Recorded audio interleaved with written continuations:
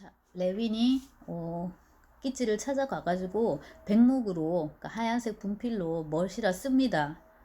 이니셜만 써요. 그 제3자는 이거를 이제 모르는 게 정상이고요.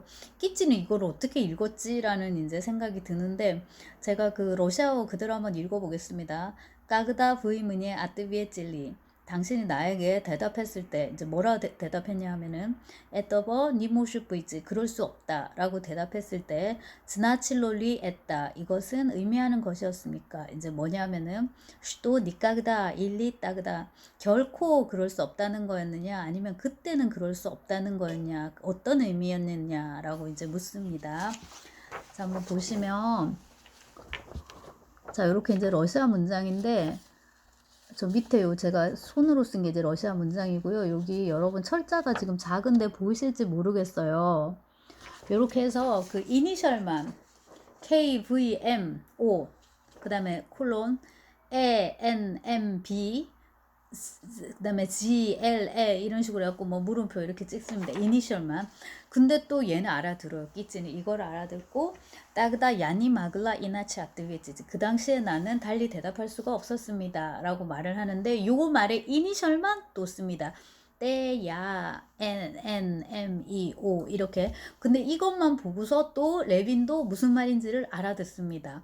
그러니까 결과적으로 그때는 그럴 수밖에 없었는데 지금은 어떻다? 사랑을 받아들이겠다, 청혼을 받아들이겠다라는 식으로 하고 결국 이제 두 사람의 결혼이 성사됩니다. 레빈의 청혼이 받아들이고 이제 레빈의 청혼이 받아들여지고 이제 두 사람이 결혼하는 순간 그거를 우리가 이제 레빈의 입장에서의 위대한 순간이라고 부를 수 있겠죠. 근데 제가 왠지 이 톨스토이 소설에서는 에피파니라는 단어를 못 쓰겠는 거예요. 그러니까 도스토옙스키 소설에서는 제가 그 표현을 많이 썼잖아요. 근데 이제 톨스토이 소설에서는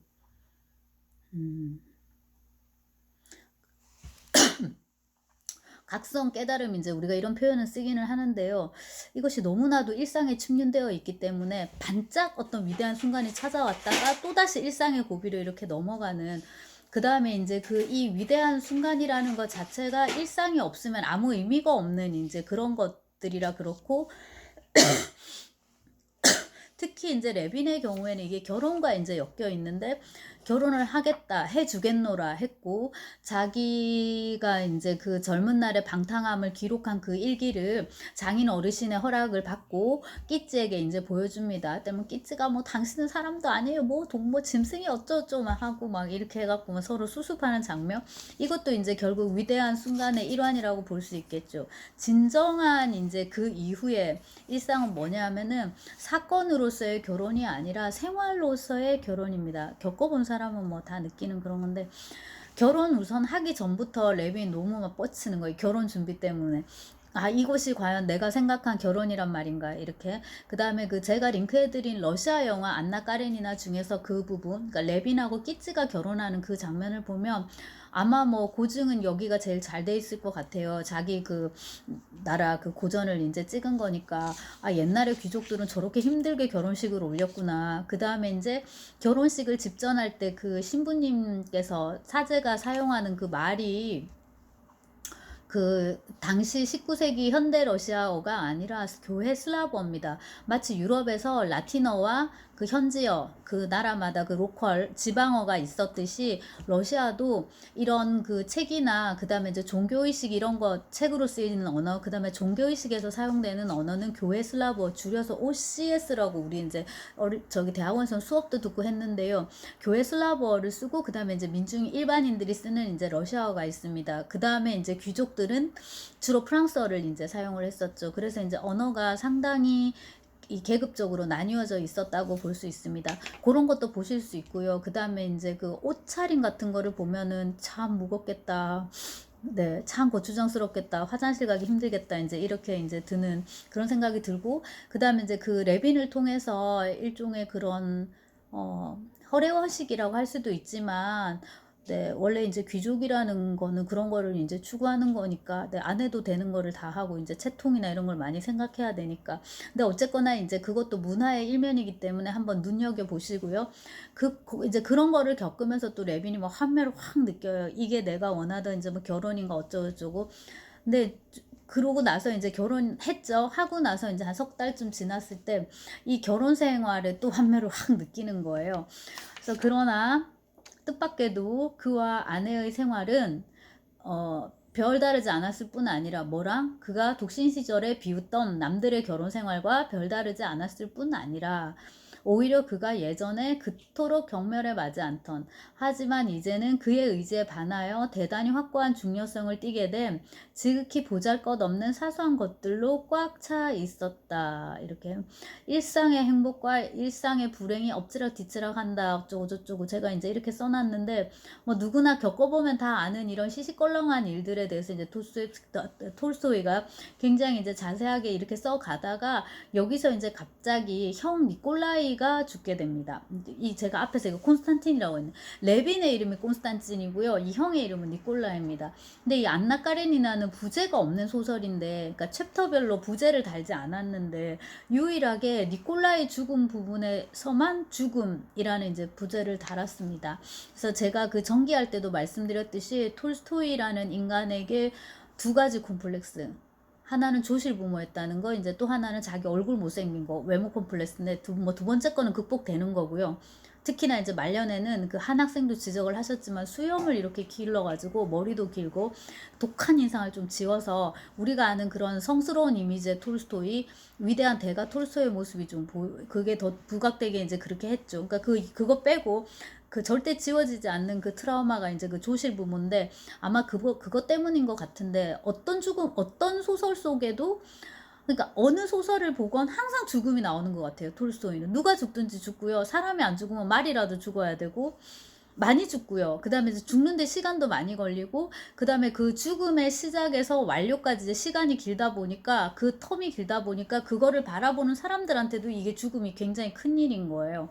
근데 여기서도 이제 그 니콜라이 형이 죽는데, 니콜라이 형이 사회주의에 좀 경도됐던 걸로 나오고, 그 다음에 약간 직업 여성? 약간 매춘부 그런 사람하고 이제 같이 살아요. 형수가 이제 조금 그런 상황인데, 그런 거에 대한 이제 그 레빈의 꺼리낌. 그래서 끼찌를 안 데리고 가려고 그랬는데, 이제 끼찌가 아주버니가 되는 건데 꼭 가겠다고 해가지고 지금 끼찌까지 가 있는 상황입니다. 그러고 이제 긴 이 고통 끝에 이제 임종을 맞이하고 니콜라이가 거의 바로 직후에 끼찌가 임신했음이 밝혀집니다. 그래서 그 톨스토이가 생각한 이 생과 사, 죽음과 이 생명의 잉태, 출산, 이런 것들이 굉장히 자연스럽게 이제 맞물려 가고요. 이런 걸 이제 거시적인 관점에서 이렇게 이제 보여줍니다. 그 다음에 이제 끼찌가 아이 낳고 뭐 하는 장면도 아주 길게 묘사가 됩니다. 시골에 살고 있지만은 그냥 이렇게 시골에서 나올 수도 없고, 모스크바에서 산파를 불러오네 마네, 뭐 모스크바로 가네 마네 뭐 등등. 그 다음에 이제 아이가 또 태어났을 때 이 뭐야 레빈이 태어났네 또 이러지 않잖아요. 또 애를 보고서 얘는 왜 태어나고 어쩌고저쩌고 인생이란 무엇인가 어쩌고저쩌고 이제 이렇게 이른바 그런 위대한 순간과 그 이후의 일상들이 이제 끊임없이 교차되는 그런 이제 풍경이 묘사가 됩니다. 네, 여러분도 느끼셨겠지만 이제 저는 이 부분이 너무나도 지루했고요. 네. 근데 다른 한편은 누구나 이제 경험하는 이른바 보편적인 체험입니다. 이건 누구나 다 겪어요. 많은 사람이 겪습니다. 물론 요즘은 이제 결혼도 워낙에 하지 않고 출산율도 너무 낮고, 그래서 제가 학생들한테 그 말을 많이 하는데, 이 교실에 있는 아마 한 30% 정도가 아이를 낳을 거라고, 나머지 30%는 아마 아예 결혼도 하지 않을 거고, 나머지 30%는 빨리 결혼하고 아이를 낳지 않거나 아니면 이미 생식 능력이 없는 상태에서 이제 결혼하게 되거나 아마 그럴 거라고 하는데, 적어도 이 19세기의 관점에서 보자면 이거는 정말 열애아합은 다 겪는 아주 보편적인 경험인 거예요.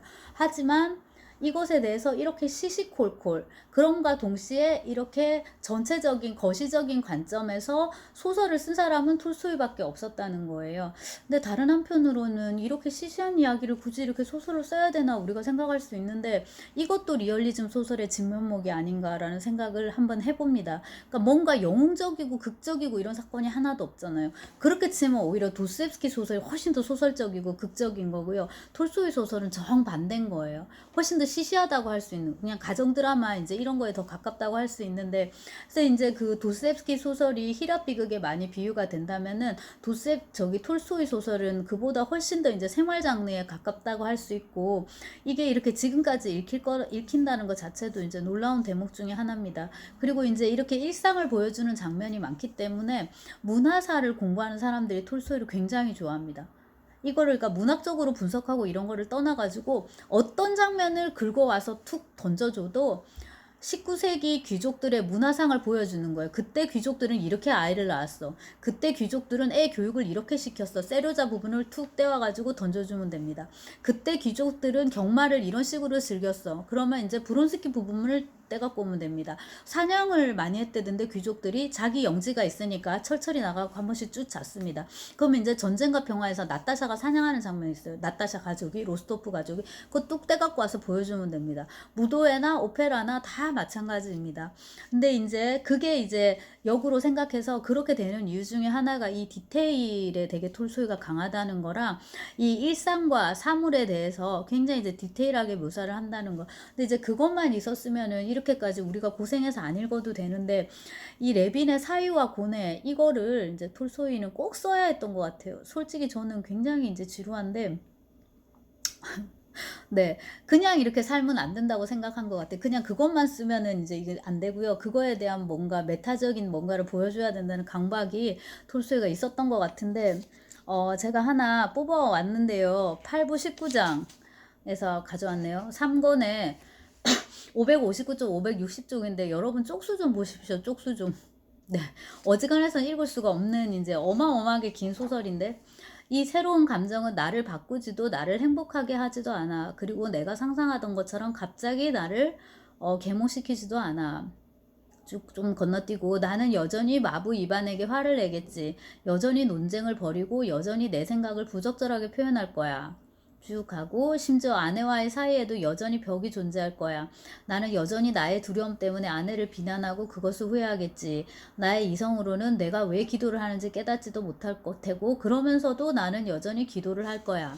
하지만 나에게 일어날 수 있는 그 모든 일에 상관없이 이제 나의 모든 삶은, 나의 삶의 매 순간은 이처럼 무의미하지 않을 뿐 아니라 선의 명백한 의미를 지니고 있어. 나에게는 그것을 삶의 매 순간 속에 불어넣을 힘이 있어. 이러면서 이제 어마어마한 뭔가 각성 깨달음을 한 것처럼 하는데, 사실 저는 잘 공감이 안 되고요. 그 다음에 이제 이 작품 역시 러시아 명작에 의해서 거의 매 학기 부활 한번 한 거 빼고는 거의 매 학기 다뤄왔고, 그래서 여러분들 발표문 보고서를 제가 굉장히 많이 받았는데, 그동안에 딱 한 명의 학생이 레빈을 되게 좋아했어요. 그래가지고 그 레빈을 가지고 쭉 다 쓴 거예요. 그래서 이제 이런 류의 깨달음에 자기 너무 깊은 공감이 된다면서 그런 말들만 계속 이렇게 한 거예요. 근데 이제 그 학생의 발표문을 들으면서도, 아, 역시 나는 레빈이 참 체질이 안 맞구나. 그리고 이제 톨스토이 소설 속에서 제일 마음에 들지 않는 캐릭터는 항상 톨스토이인 거예요. 여기서는 이제 레빈입니다. 그래서 레빈의 비중이 요거밖에 참 안 되는 게 어떤 의미에서는 참 다행인데요, 저로서는. 그리고 또 다른 한편으로는 이제 레빈의 부인으로 나오는 끼찌인데, 이 소설을 이제 끼찌의 입장에서 읽자면은 성장 소설이라고 이제 할 수 있겠습니다. 제가 아까 잠시 요약을 해드렸듯이 브론스키와 관계에서 그렇게 이제 상처를 받고, 그 상처가 아물고 결과적으로 레빈과 결혼해서 이제 아름다운 가정을 이렇게 꾸리게 됩니다. 처음에는 시골 영지에서 이렇게 사는 삶이 너무 자기는 버거운 거예요. 계속 이렇게 대도시의 사교계의 영향으로 살다가 이렇게 이제 왔으니까.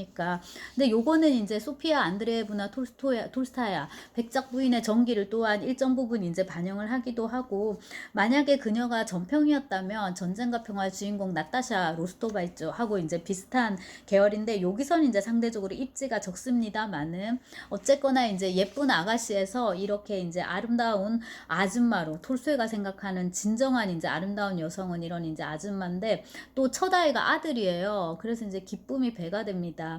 그게 이제 더 강조가 되고, 그녀가 레빈의 고뇌를 이성적으로는 이해하지 못하지만은 사랑으로는 충분히 이해한다. 이거를 굉장히 작가가 강조를 해요. 그래서 이제 여성의 정체성을 이제 또 한 번 강조를 합니다. 나아가서 제목을 뭘로 할까 톨스토이가 고민을 많이 했는데 두 커플 이런 것도 이제 고민을 한 거예요. 안나 이쪽이랑 레빈 이렇게. 근데 이제 아무리 봐도 행복한 민족은 역사가 없다. 요거 이제 프랑스 속담인데 이 소설 쓰기 전에 톨스토이가 많이 염두에 둔 그거를 감안을 해도 확실히 행복한 가정보다야 불행한 가정, 즉 안나 쪽이 훨씬 더 소설적 흥미는 많다라는 생각이 들고, 작품 제목을 결과적으로 안나 까레니나로 딱 올린 거는 역시나 그 소설가 톨스토이의 직관, 천재성을 보여주는 게 아닌가 싶습니다.